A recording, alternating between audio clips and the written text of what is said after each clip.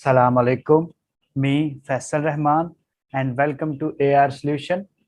Dear student, आज हम conditional formatting के पार्ट 2 में टॉप्स एंड बॉटम रूल्स के बारे में पढ़ेंगे, जिसमें हम डिफरेंट टॉपिक को डिस्कस करेंगे। अगर आप हमारे चैनल पे नए हैं और कंप्यूटर को आसान वे से सीखना चाहते हैं तो हमारे चैनल को सब्सक्राइब करें और बेल आइकन को प्रेस करें ताकि नए आने वाली तमाम वीडियोस का नोटिफिकेशन आपको फौरन मिल सके। लेक्चर स्टार्ट करते हैं।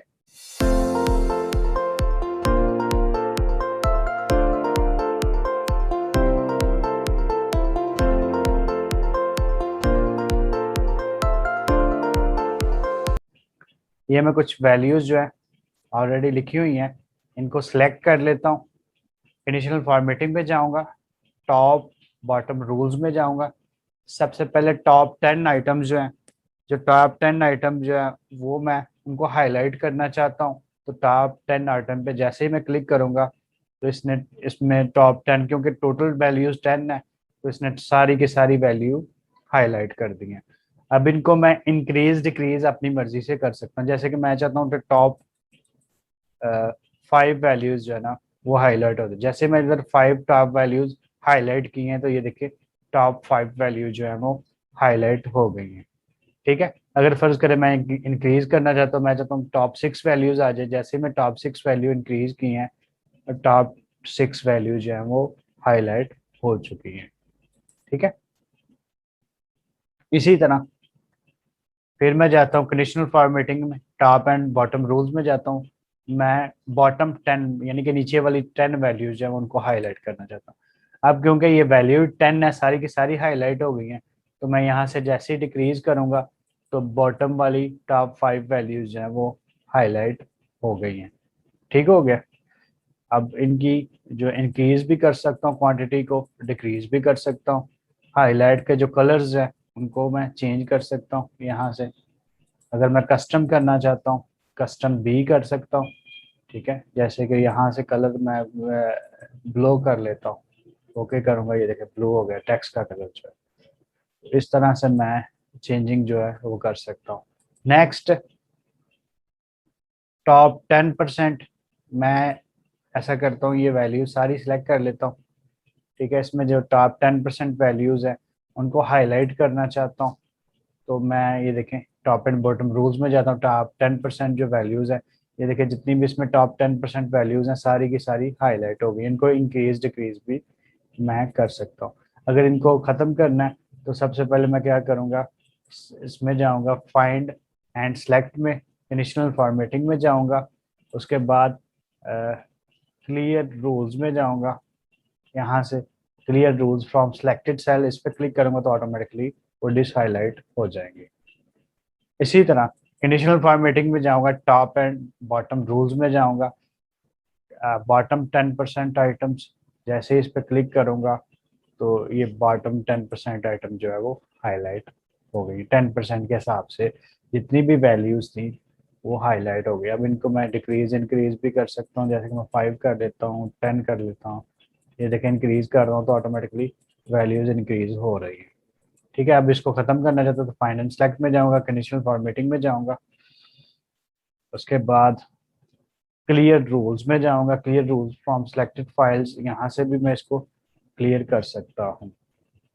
Next, top and bottom highlight rules.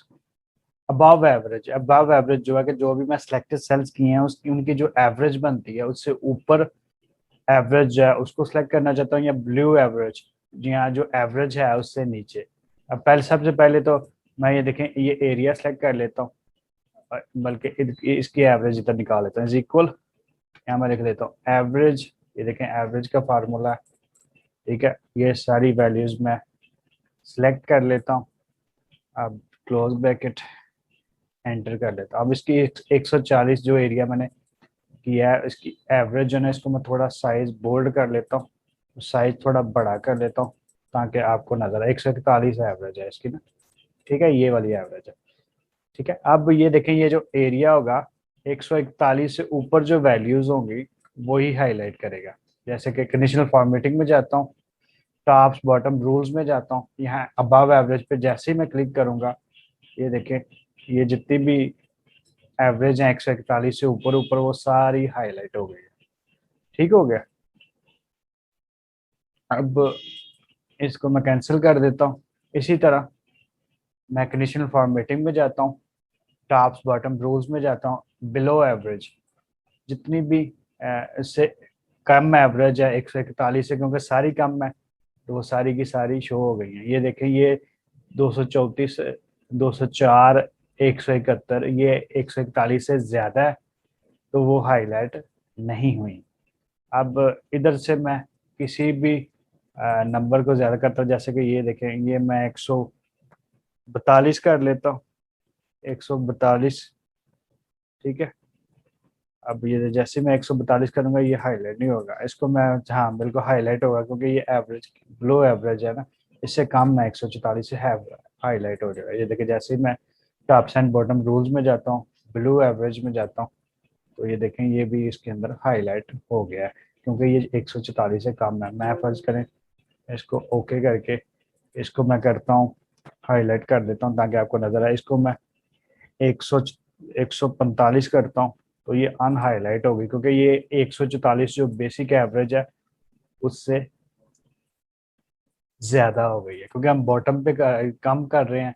तो जैसे ही मैं फर्ज करूँ इसको 143 करूंगा क्योंकि ये भी कम है उससे, तो ये हाईलाइट रहेगी। फर्ज करें इसको मैं 148 कर लेता हूँ, जस्ट एक ज्यादा जो बेसिक एवरेज है, तो ये देखिए अनहाईलाइट हो गई क्योंकि ये 147 से ज्यादा है जबकि हमने ब्लो एवरेज एवरेज का यूज किया है।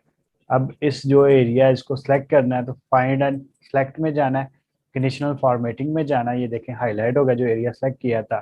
कंडीशनल फॉर्मेटिंग में जाना है, उसके बाद क्लियर रूल्स में जाना है और clear rules from selected cell पे क्लिक करेंगे। ये देखें ये सारा जो एरिया में सेलेक्ट किया था वो अनहाईलाइट हो गया है। तो इंशाल्लाह नेक्स्ट लेक्चर में पार्ट 3 में हम डेटा बार्स के बारे में पढ़ेंगे। आज हमने टॉप एंड बॉटम रूल्स के बारे में पढ़ा है। तो अगर आप एक्सेल को अच्छे तरीके से सीखना चाहते हैं और इसके प्रोफेशनल बनना चाहते हैं तो हमारे साथ अटैच रहे। आपका टाइम देने का, लेक्चर देखने का, वॉच करने का शुक्रिया। Thank you so much.